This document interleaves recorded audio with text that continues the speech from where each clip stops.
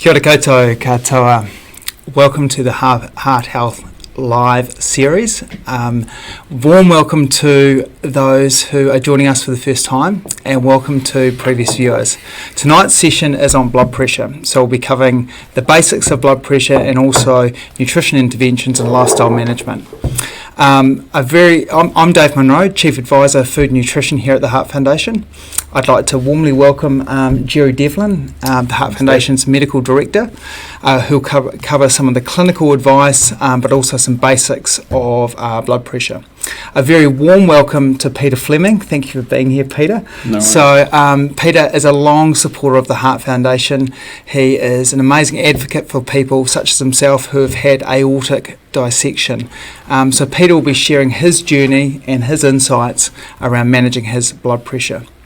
Please write your questions into the chat and we'll endeavour to answer as many as we can in the time we have today. So without further ado, I think we'll get into the session. Yeah, thanks, Steve. So as a starting point, I thought it'd be great if, Gerry, you gave a bit of an overview of blood pressure. Yeah, so the reason we're here this evening is to talk about blood pressure. And blood pressure is such a common thing. And globally, there's about 1.4 billion people have got high blood pressure. And it's the leading cause of cardiovascular illness around the world, cardiovascular disease around the world, so heart disease, stroke. We also know in our own country about 1 in 3 of us over the age of 30 have got high blood pressure. 1 in 2 of us over the age of 65 have got high blood pressure. And that only 1 in 3 of us have got blood pressure that we would regard as well controlled. What does well controlled mean? It means the numbers 130, 80 or better if you've got high blood pressure. The problem with blood pressure as well is that you don't really have any symptoms from high blood pressure. We only see people who have got complications of high blood pressure. So that's heart attacks, where we get the arteries silting up over many, many years, can lead to the blood flow being compromised, and then you can get a little bit of clot breaking off and causing a heart attack. The same can cause strokes. We also can get heart failure because the heart muscle becomes much, much stiffer and doesn't relax as well as it should, and then finally doesn't pump as well as it should. And kidney disease is another big thing that that blood pressure can cause. Kidney disease can cause blood pressure, but blood pressure also can cause kidney disease. We also know that it causes problems with the aorta, and Peter's going to share his story with us shortly. But yeah, so it's such a common thing. It's something that we've got a huge opportunity today in 2024 to manage better than we've ever been able to do so with lifestyle and medications, which we're going to talk a little bit about. But yeah, so that's why it's important, Dave. That's why I'm passionate about blood pressure, and we've got to do this better. Yeah. No, that's great overview, Gerry, and love the passion. I mean, I'm blown away by the stats. I mean, we think 1 in 3 New Zealanders have high blood pressure. I think that's phenomenal and scary. And, blood pressure is one of these risk factors that we can do something about. It's modifiable. We can use lifestyle to lower our blood pressure, which is really important. But it's like a lot of these other lifestyle or risk factors, like high cholesterol, maintaining a healthy weight. We can do something about it through lifestyle. So with that in mind, there are risk factors that we can't do things about, which is like we can't change our ethnicity, our family history, those sorts of things, but really important that we work on the lifestyle things and make good choices around that. So I'm going to cover 3 really important things which do impact on your blood pressure. The first is a salt intake, and New Zealanders generally have a really high salt intake. So we consume around 8.5 grams of salt per day. Which is well above the recommendation of 5 grams a day. And we know some population groups are probably well in excess of that 8.5 grams a day. It is consistent with a lot of Western countries, like Australia, the US, UK, Canada, and that's because all these countries, including New Zealand, have a high intake of processed foods. So processed foods contribute around 75% of our salt intake, which I think is phenomenal. So it's really about making sure that we cut down on processed foods where we can, that we make some processed foods are actually okay and can be part of a healthy diet. So it's about making sensible and appropriate choices and healthier choices within those processed food categories.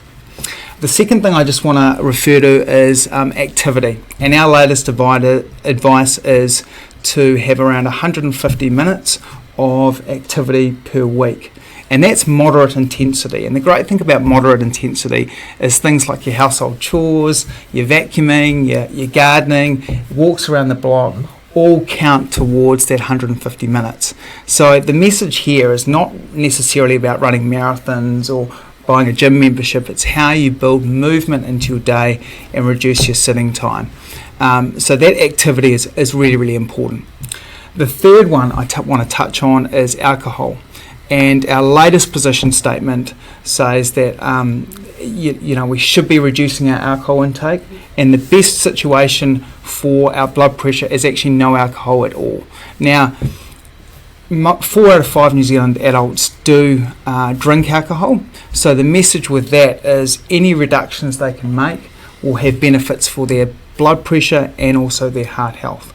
So they're probably 3 key lifestyle sort of messages to take on board and to start off the session, which is around salt intake, activity and building movement into your day, and also that strengthening evidence around alcohol's effect on blood pressure and reducing alcohol where we can. There are other factors as well, sleep, stress, those sorts of things, which are also really important as well. So Peter, I wonder if I could pass to you now to talk about your journey and some insights you've had around blood pressure. Yep, certainly. Probably the best way I can add value to this evening is a very shortened version of my story. You can see my full story on the Heart Foundation website, which under Journeys. But basically, one very lovely day, I was invited to the Pukekohe racetrack for a Movember event. We basically were raced around the track in V8 sports cars. And then afterwards, ironically enough, there were some Heart Foundation nurses there that were taking blood pressures for Movember to give people awareness of blood pressure.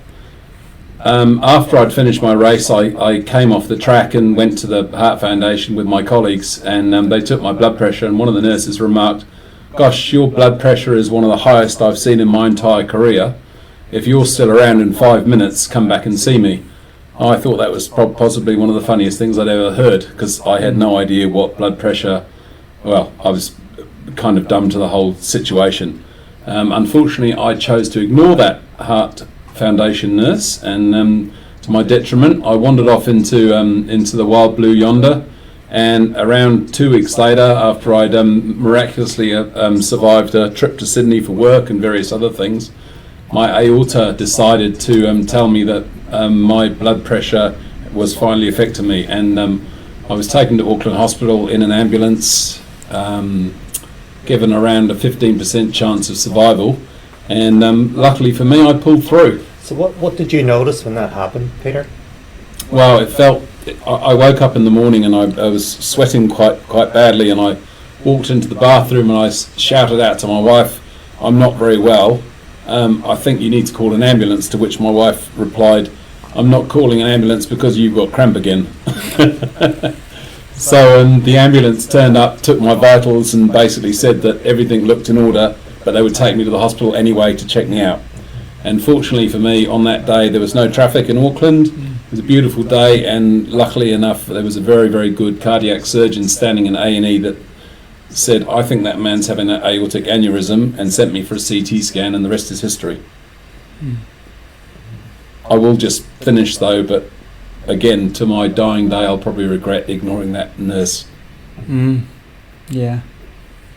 And what about lifestyle modifications that you've since made since that situation? Well, since that situation, I try and limit alcohol as much as I can, but I do enjoy a drink. I sometimes need red wine to get me through my favourite team matches with the Warriors. And try and eat a little bit better, and I get up in the morning and go for a decent walk when and where I can, and just try and be aware of exactly the changes that you talked about, limiting salt and making sure I'm trying to eat better things. I'm not perfect, but I try and own the situation. Absolutely. Talking of owning the situation, what about your blood pressure today? I have a machine at home. Yeah. I also go to the chemist to check my viscosity of my blood for my heart valve, and I ask them to check my blood pressure at the same time. And I am very fortunate that I'm medicated, and my blood pressure sits at around 130/70 almost all of the time. And I have put that to the test with career changes and various other things that have gone in my life in stressful times. Yeah. So very, very fortunate. Yeah. Great. Thanks, Peter. Really appreciate that. No I'm worries, sure there'll my be pleasure. plenty of questions for us to, talk through. Gerry, any sort of clinical sort of advice around kind of high blood pressure and, those sort of key messages? General clinical advice. Well, I guess that what's really important is you need to know what your blood pressure is. I think that Peter knows what the number that he's aiming for. I assume you've said that in conjunction with your health professional. But we need to know what our blood pressure actually is. Not just, your blood pressure's okay. What does that actually mean when you go to the doctor and get your blood pressure checked? You need to know what your blood pressure actually is. What's a normal blood pressure? There's no normal blood pressure that each of us has at any one time during the day. It does fluctuate, but it's what we would regard as a normal blood pressure is 120/80 or better. But if you've got high blood pressure, and what is it, 140/90 or higher, a target is 130/80 or better. That's what we should be aiming for, by a combination of what we've just talked about, lifestyle, and also looking at what you can modify in your diet, exercise, and for a lot of us, I've got blood pressure as well. It runs in my family. A lot of us will require medications to help us achieve that target. And it's not admitting defeat to actually go on a medication to help get your blood pressure under control. Again, coming back to what I said earlier, you do not know you've got symptoms from blood pressure. So it's a myth that you get headaches if you've got a really high blood pressure. You don't get symptoms from high blood pressure. You get symptoms when you have a complication, as Peter described, from blood pressure. And that didn't happen overnight. That's happened over many, many years. And there was an opportunity missed to treat that and treat it well. And that's why it's really important that we know what our blood pressure is. And in conjunction with our health professional, we set targets.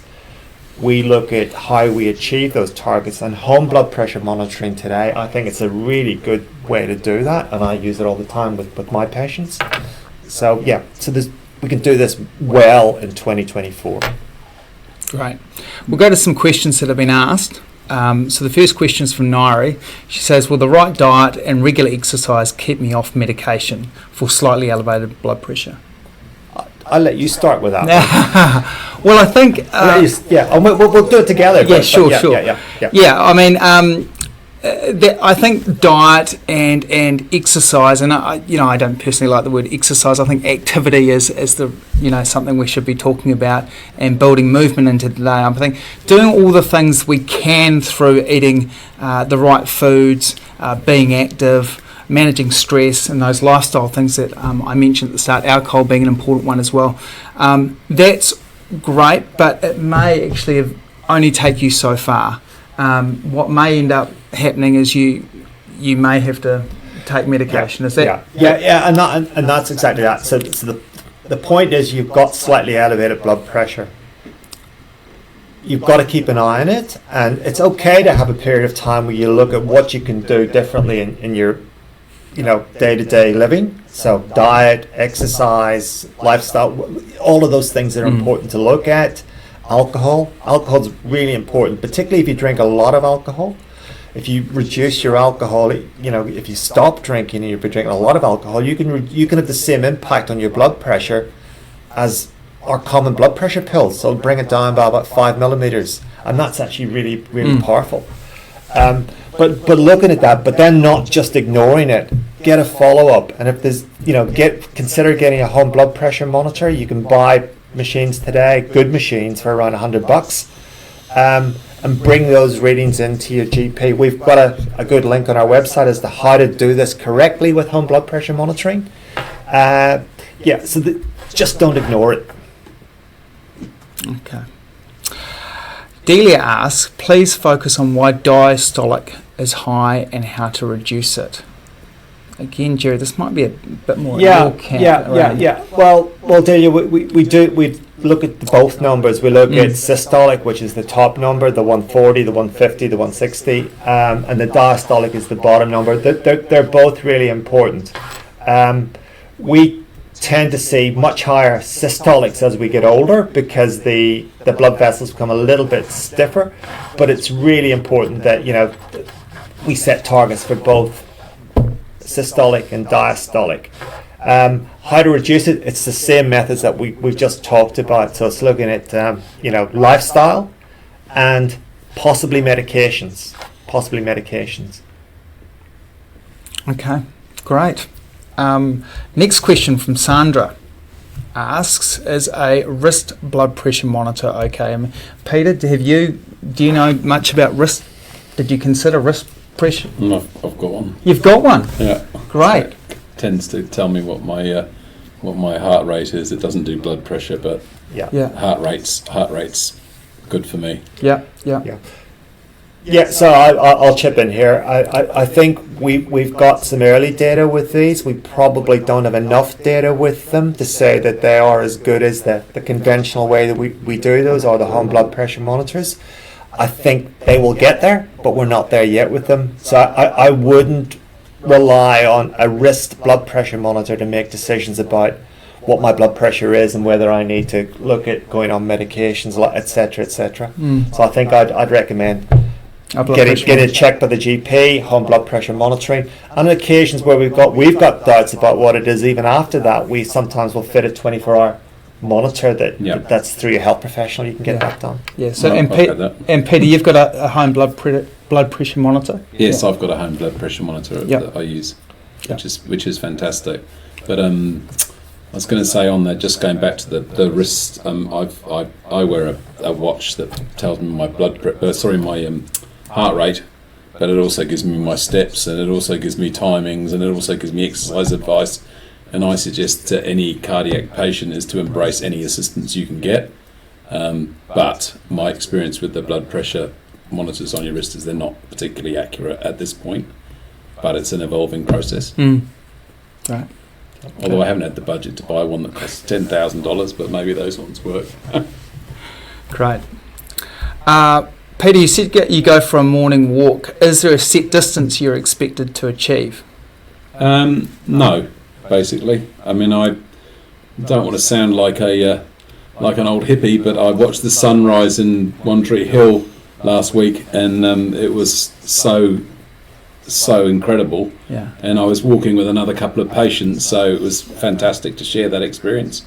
And no, but it's just great to be out there. Yeah. In fact, if anybody wants to meet me in Auckland at One Tree Hill, I'm there most Saturday mornings. Yeah. I mean, that's actually a really important message in our physical activity or activity advice. Is the best type of activity is one that you enjoy and will keep doing, because that gives you that sustained benefit of activity over a very long period. And again, it's not just walking; it's all the movement through the day. Household chores, gardening, all those sorts of things will count towards the amount of activity that you do. The most important thing is to do something you enjoy. Yeah. You have to exercise, and you have to do something that makes you feel good. Yeah. I'm not a gym person. Yeah. I try to go to the gym occasionally, but I don't like it. Do you aim for a step count when you're out, or do Yes. you just So what do you aim for? 10,000? Yeah, well, 8,000? 10,000 over a whole day generally. Yeah. So 8,000, I think, Dave, is where we're saying there appears to be a heart health benefit with getting 8,000 plus a day. Right. Some literature coming out now around that. So it's interesting. Yeah. So Annette says, is my blood pressure too low? Usually low, end of good if I start falling over. End of day, I suspect that means end of day. It's meant to be. Usually low, end of day? Yeah. So, yeah. So if you're falling over, that that's not a good thing. But is it due to a low blood pressure? I guess the two things need to check your blood pressure if you are at the time to see if you have got a low blood pressure. But I think let's assume that your blood pressure is on the low side and you're falling over. Then I think it is that blood pressure for you is too low. So I think we talk about, yes, whilst the ideal if you're on, if your blood pressure has been managed, specifically if you're on medications, is 130/80 or better. Sometimes we've got to tweak that a little bit and individualize it a little bit, and so we may accept a slightly higher blood pressure. But it's important is that the cause for your falling over, or is there something else going on? Yeah. So I think it's important you actually engage with your GP about that. Okay, Paula asks, out of the two readings of blood pressure, is one more important? No, they're not. They're equally important. Yeah. They're equally important. Okay. Tanya asks, is that 130 over... sorry, Dave, I will just mention as well. It may be harder as we get older to get the top one down to 130 because those arteries become a little bit stiffer. Yeah. And once we might get the diastolic to where we want it, we may struggle a little bit getting that. So we may have to accept, yes, a good diastolic, but the systolic's a little bit higher. Yeah, yeah. I was going to mention just on this subject, when I came out of hospital after my first heart surgery, my open heart, my blood pressure was still sky high, but I kept asking and asking and asking until I finally got it right, and I did seek out the services of a specialist, which you might want to touch on, maybe, Gerry. And Yeah. Really good point, Peter, isn't it? But for most of us with blood pressure, we should be able to manage this in conjunction with our GP. But for a number of us, it can get a little bit hard. And you can be on 3 drugs, 4 drugs, and you're still not actually getting the level that we want. You could have complications from blood pressure, dissection, you could have kidney problems, you could have had a heart failure. So there's reasons why you may end up wanting to see a specialist. Sometimes we go with really difficult to control blood pressure, we go looking for other causes of that blood pressure. Look at the kidneys. One thing we haven't mentioned, and a really important thing that we're recognizing more and more, Dave, is the link between sleep apnea and blood pressure. So if you think about, particularly if carrying a little bit of weight, blood pressure, does the person have, do I have sleep apnea? Do I need a sleep study to help work that out? Because we know if we can diagnose sleep apnea and treat it appropriately, that really helps the blood pressure control as well. Okay, Tanya asks, is the 130 over 80 target the aim regardless of age if you have an elevated blood pressure? I think, as we said earlier, Tanya, we would like to get to 130/80, but we accept at times we cannot. We accept at times that we may have to keep it a little bit higher. For older people specifically, who, if we bring the blood pressure down too low, they don't like it. They get a bit lightheaded. Yeah. What's really important is in that setting as well. I do it, fairly regularly. I will check blood pressure lying and standing. Particularly if you've got someone who's got symptoms of been a bit lightheaded. Often the blood pressure when you're lying down is one reading and it drops significantly. And if that's the case and someone's got symptoms, that's the blood pressure you want to make your decisions on, the standing blood pressure, about what you might do with medications. Yeah. Well, I've got a question. I've got a question to answer. So Mark asks, is there a connection between high cholesterol and blood pressure? Well, slightly different mechanisms. So high cholesterol is about really build up of plaque in the arteries, and then the blood pressure is about damage to the artery wall. So they both can work together to cause a heart event. So you get both the plaque build up and also the damage through the increased blood pressure. In terms of both those risk factors, if we focus on, let's say, diet, and we're filling our plates full of plant foods, largely fruits and vegetables, and having a good diet, that will have benefits for both our blood pressure and also managing our cholesterol levels. So healthy diet will benefit both those things. Yeah. And Dave, I think you can take the next question as well, because it's the same. It's overall risk, isn't it? So does smoking contribute to blood pressure?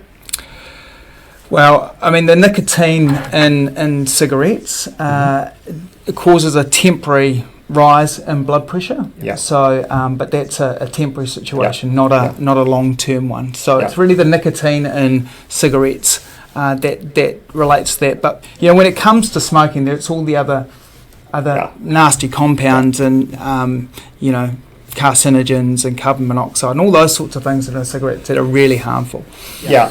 And we know smoking causes heart disease. So whilst it may not contribute to you having high blood pressure, you've got high blood pressure and you smoke, you're adding to your risk and your cholesterol. So everything adds to your risk. So if you're smoking and you've got high blood pressure, you really should look at ways that you can help yourself stop smoking. Yeah. Can I answer this one? The white coat effect? Yeah. Yeah, so Vanessa asks, why does white coat effect raise blood pressure and how can you avoid this? I had the worst white coat.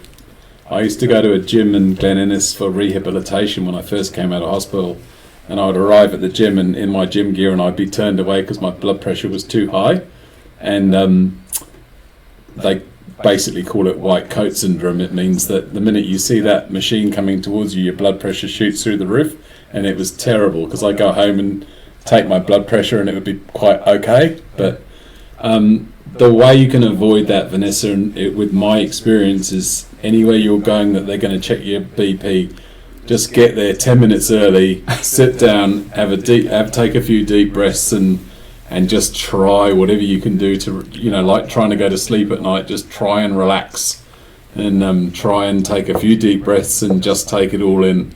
But yeah, I know exactly what you're talking about with the white coat effect. It's an absolute nightmare for me trying to rehabilitate. Maybe Gerry might have a more scientific approach. No, not at all. It's a common thing. It really is a common thing. But if you come in to see a health professional and your blood pressure's up, we shouldn't just assume it's a white coat effect, because that's really, really important. And that's sometimes I've rushed in, my blood pressure's up. I'm really nervous getting my blood pressure checked. It's important we follow up on that, and it may mean getting more readings in a surgery if you can make that less stressful. But that's where your home blood pressure monitors come in. Yeah. They're really good, to understand what that might be. And occasions we mentioned doing a 24-hour reading as well. So it's important that it's not just dismissed, Vanessa, as a white coat effect. Great. Kushla wants to understand her fluctuating blood pressure. It's either 120/70 or it goes to 160/90. Yeah. Breathing brings it, let's cover it up, back, and any tips for keeping it regular? Yeah. So, difficult one, isn't it? Because we mentioned that blood pressure does fluctuate a little bit. Shouldn't fluctuate that much with getting readings done, over a 5-10 minute period. But often, as Peter mentioned, when you first put the machine on, that tends to be your highest reading. And if you actually can relax, it'll tend to come down a little bit. Again, what we would tend to do if we've got concerns and we're getting fluctuating readings, some high, some low, I would want to understand what's happening over 24 hours in that setting. So again, if you've done some home readings and we're still seeing fluctuations, big fluctuations, I'd want to know over a 24-hour period what the average of that blood pressure is before making decisions about what we might want to do, particularly if we're thinking of medications. Okay. Shirley says, I've seen self-help blood pressure machines around town that you stick your arm into. Is it worth using them? You want to answer that one, Dave? I don't know. I don't know how well calibrated they are. I think Peter was mentioning earlier on off air about the importance of calibration. So I don't know how well these machines would be calibrated. I know in Dunedin and some of the places down there, they've got RoboDoc, which I think that would be a really well calibrated machine. It's a part of your blood pressure check, and you can get some other things done. But some of the machines, I think they've been around a long time, so one would have to just be a bit, how well are they actually calibrated? Yeah. Okay. The blood pressure machines, I would suggest that people would check them every 24 months. The power in the thing that blows up the pressure, and I would suggest that for a piece of machinery that is I mean, they're not cheap. You could pay up to $80 to $100 for a decent one, or even more possibly, but it is still a machine that can save your life effectively, and it is something that you should make sure is in tip-top condition. And you can simply do that by taking it with you to your GP and asking them to give you a blood pressure reading, and then popping your machine on afterwards just to check if the two readings are within tolerance of each other. I've done that with my heart rate monitor on my thing against the CT scanner at Auckland Hospital, and that's pretty good. Yeah, but on the cost of the blood pressure monitors, I mean, they are. We realise that they may be, they may be out of some people's reach, but we spend it on our car. We don't think twice about spending it on our car. And there are ways that your GP potentially can loan you one. I know in Gisborne Hospital where I work, we have machines that we loan out for periods of time to get an understanding of what someone's blood pressure is as well. Okay. Josiah asks the question, will I be on high blood pressure medication for the rest of my life?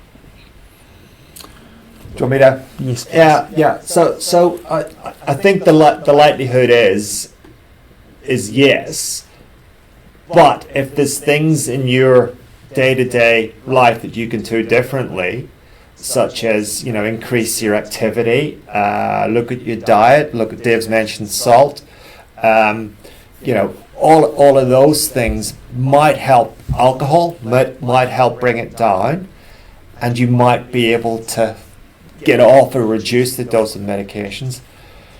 Most people, to get to the numbers that we want today, 130/80 or better, most people need to be on 2 different classes of medications. And if we were in Europe, most people would start those 2 classes of medications at once if the GPs decided to start you on medications. And they'd usually give it to you on a combo pill. So we've got very limited access to the various combos around the world in New Zealand. A lot of us need to be on 3 classes of medications to get to that number. So medications form part of our strategy to get to the target. The importance is getting that target, understanding what that target is, and knowing what your blood pressure is. So again, I say it's not good enough to say your blood pressure's, you go get your blood pressure checked, what's my blood pressure, I was okay. You want to know what your numbers are. Yeah. Elamine, hopefully Elamine I've pronounced that correctly, asks, why is it that some good foods aren't a good mix with blood pressure medications? For example, bananas don't seem so good with... Candesartan. Thank you for pronouncing that for me, Gerry. I wasn't aware of bananas specifically with candesartan. I think what you're alluding to is candesartan potentially can cause high potassium. Yeah. Particularly if there's kidney issues, and we know bananas have got really high potassium. Yep. So it's around the mix. Some medications can cause electrolyte disturbances. Some foods can exacerbate that tendency. So it's understanding that. Dave, you might want to comment about foods. Well, just another example around foods with high levels of potassium, and it has been in the media recently, is salt substitutes. Yep. And so should people be using a salt substitute instead of their table salt that they add to their cooking or their food? So as a little bit of background, a salt substitute is, standard salt at the table is sodium chloride. A salt substitute is where they take some of the sodium chloride out and replace it with potassium chloride. You're talking about Himalayan. Wow, that's slightly different. But they replace it with potassium chloride. And so you get a product that has around 65% less sodium in it. And sodium's the problematic compound in salt. So it can be useful in terms of reducing people's sodium intake. But we need to remember that most of the salt we get is through processed food. Yeah. It's actually not added at the table. Yeah. And when you use a salt substitute, you're actually not reducing the saltiness of the food. And the good thing about about salt reduction is your taste buds gradually adapt to a less salty food over time. And coming back to your comment, Gerry, about kidney function and renal, people do need to be careful going on a salt substitute because it does have a high level of potassium in it, and therefore they should always be checking with their GP about, that being an appropriate mechanism. Yeah. So have you tried it? I haven't. I've not tried it either. Have you tried Yeah. it? The potassium salt substitute? Yeah. What's it like? I use Himalayan salt, to be honest with you, because I quite like the taste of it. Yeah. And you need a lot less to make your food, give it some Yeah. taste, but Yeah. I try and avoid salt as much as I can. But Yeah.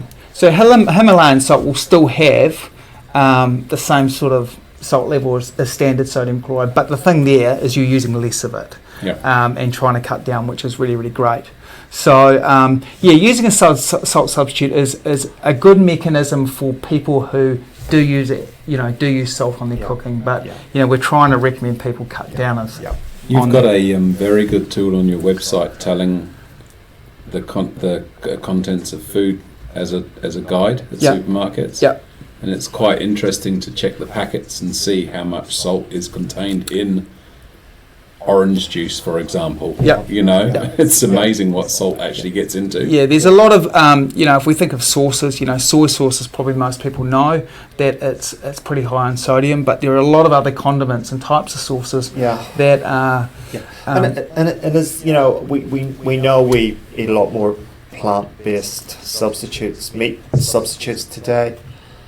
But a lot of that cooking is actually, a lot of the products probably have soy and other things in it that put up the salt content. Yeah. So how do we navigate our way through this, Dave? Yeah, it's not easy. And you just mentioned something there, which is the plant-based sort of meat alternatives. Sometimes those products, being very highly processed, can also be very high in salt. So they actually don't end up being a lot better for us. So what we want to do is basically fill our plates up with as many vegetables and fruits as we can, because those foods are naturally lower in salt, but also have the benefit of having potassium, which can be beneficial in managing our blood pressure levels. That's a really important way to go. Now, I talked about processed foods earlier, and again, making some swaps away from more processed snacks to, fruits and vegetables and other less processed snacks. Reading food labels is important, and comparing products using the per 100 gram column is a really good way of going as well. Thank you for all your questions so far. If you have just joined us, welcome. If you have been with us for this time, thanks for your questions. We have time for a couple more, so keep them coming, please.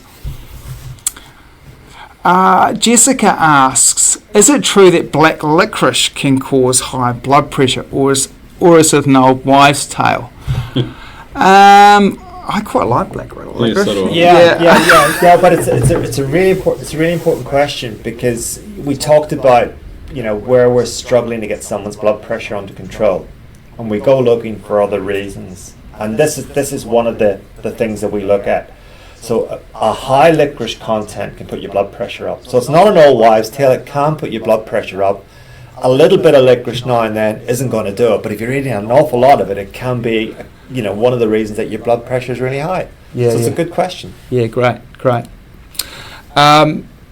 Peter, with hindsight, were there signs of high blood pressure you may have missed? Yes. There's the answer to that. Yeah. It's funny, I was telling Gerry and Dave before my eyes, before my operation, I had a 2.5 and a 2.75 minus on both sides, and now with my blood pressure medicated, my eyes have improved to 1 and 1.25. I never have cold hands or cold feet anymore. My hair and nails grow at the speed of light. But going back to the question, I used to get quite sweaty armpits all the time, and no, I don't. I hardly ever sweat. I sound like Prince Andrew, don't I? But there were. I mean, I remember after the Heart Foundation nurse told me that my blood pressure was extremely high, I was breathless for about 2 or 3 weeks until my aorta finally gave out. And yeah, classic symptoms that I shouldn't have ignored.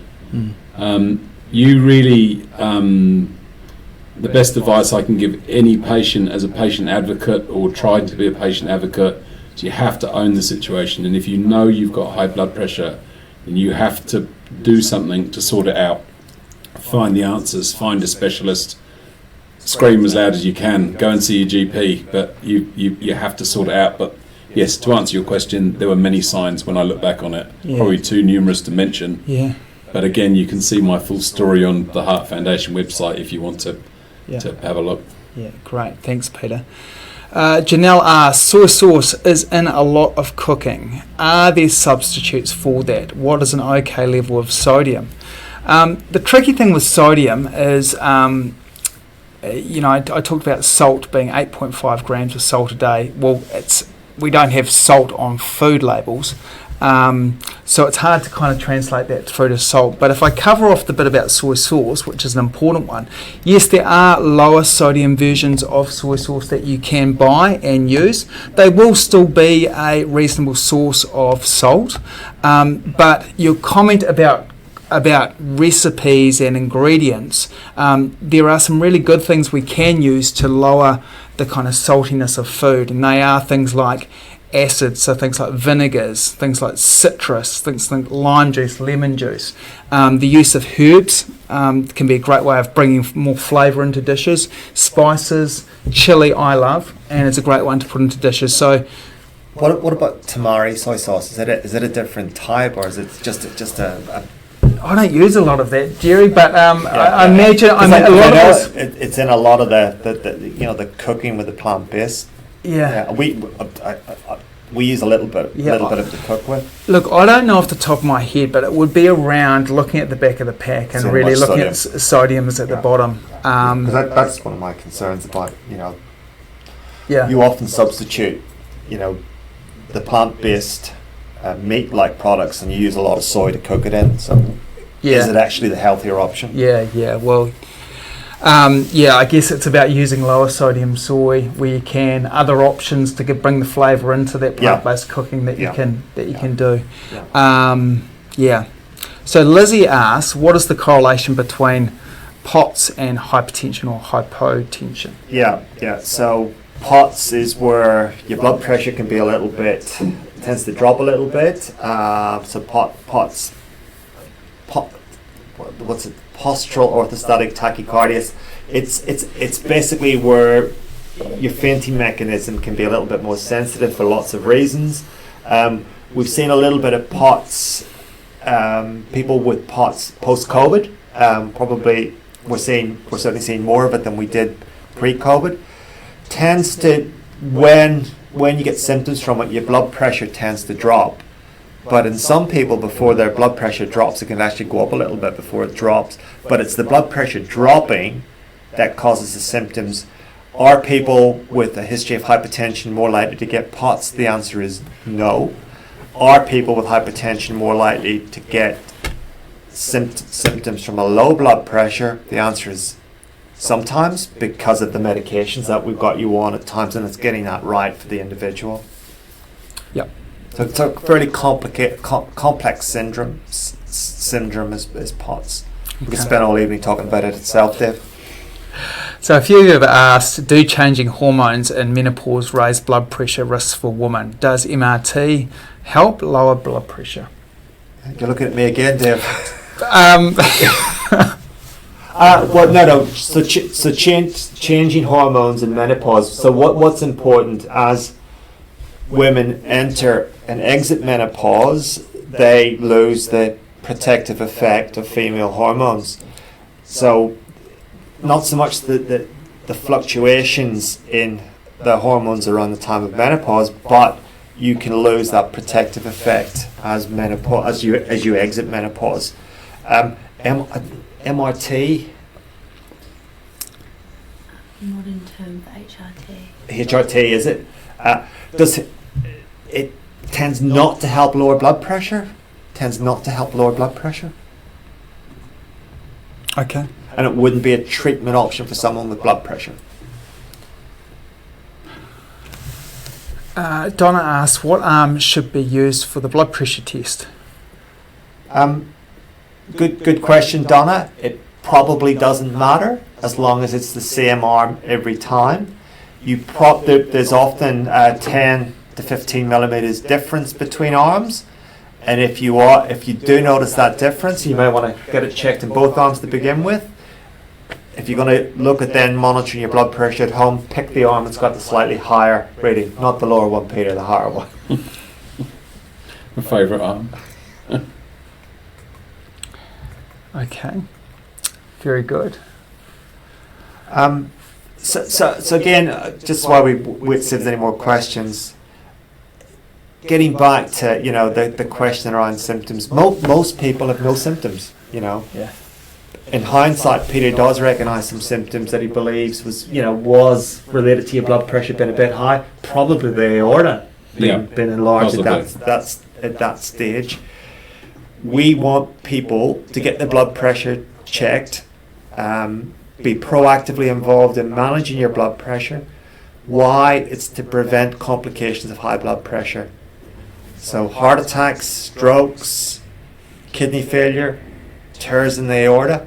The other one we didn't mention, Dave, is atrial fibrillation. Because atrial fibrillation, probably one of the commonest heart rhythms we see today. And atrial fibrillation and blood pressure go together like strawberries and cream.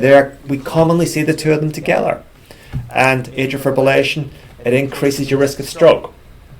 So all of that's really important, that we try and pick these things up to actually get on and manage them well to prevent complications. Strawberries and cream. I thought you were going to say strawberries and Greek yogurt there, Gerry. But probably should have. Yeah. Anyway, Ross asks, does taking my blood pressure on my stroke-affected arm alter the pressure?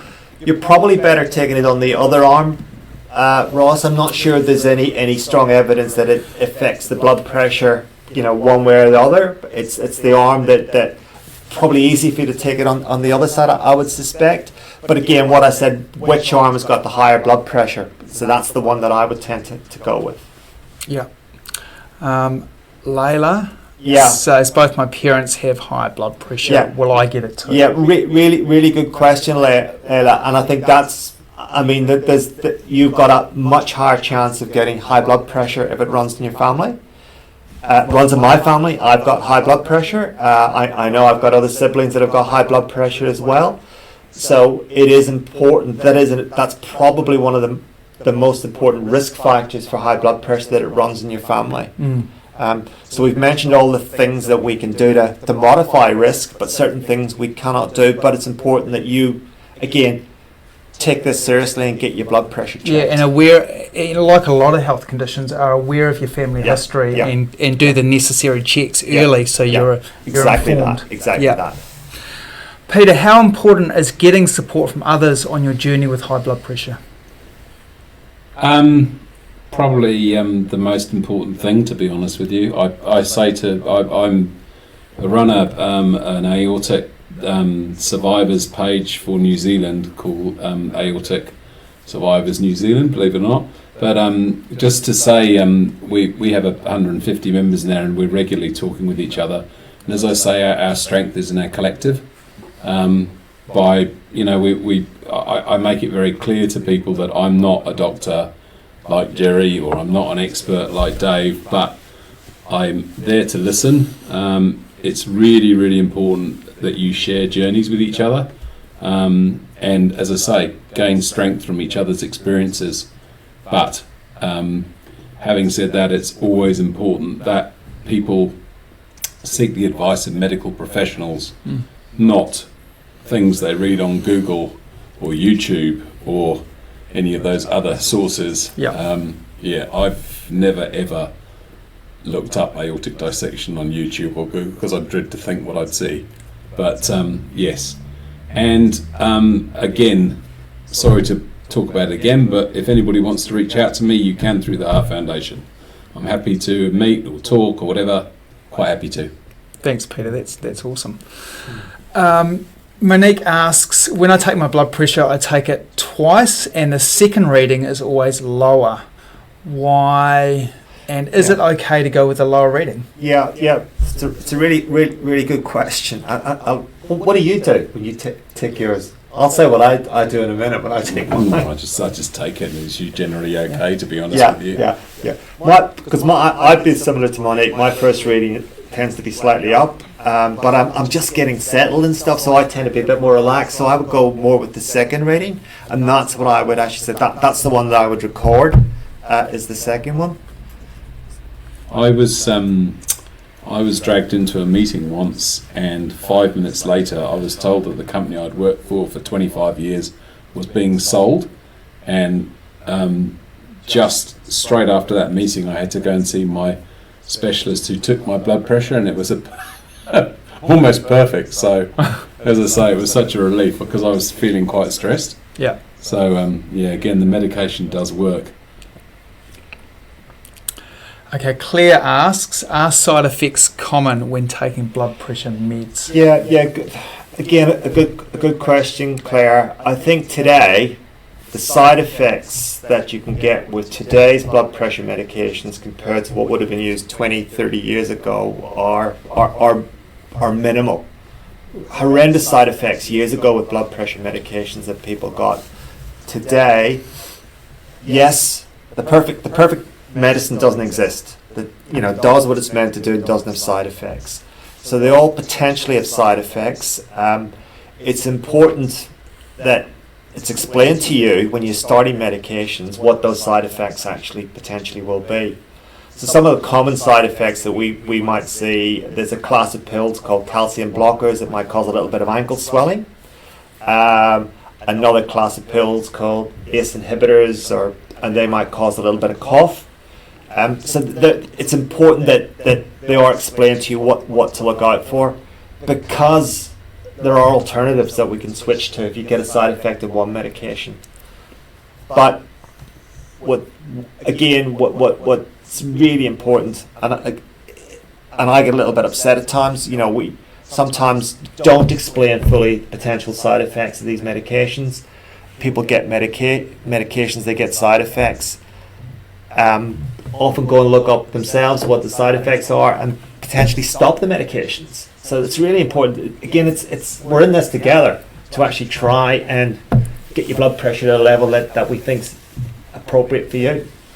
Your experience with I've changed my medication 3 or 4 times. Yeah. But you have to speak up and say if you're getting side effects. But I agree with Gerry. Sometimes you can, plant the seed in someone's head that you get nausea from the tablets, and then your mind can play tricks on you. But I was always interested that my specialist once said to me, if you feel nauseous from the blood medication, then take it before you go to sleep at night. Yeah. Which is kind of a no-brainer really when I thought about it. But anyway, I'm very lucky that I don't get any now.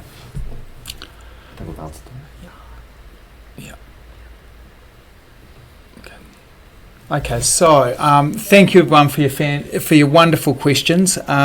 Really appreciate, Gerry, your time and input to a lot of the clinical sort of related questions here. It's been fantastic. And Peter, really special thank you to you for sharing your personal journey and your insights, which was just incredible. Pleasure. Any closing words from you? Go get your blood pressure checked. Yeah. Own it. Yeah, no, that's great. Thank you. By the way, we will post some information such as links to our salt blog, our recipe information and Peter's journey in the chat if they haven't been posted already. Thank you so much for joining us here this evening, and to everyone for watching and sharing some really great questions.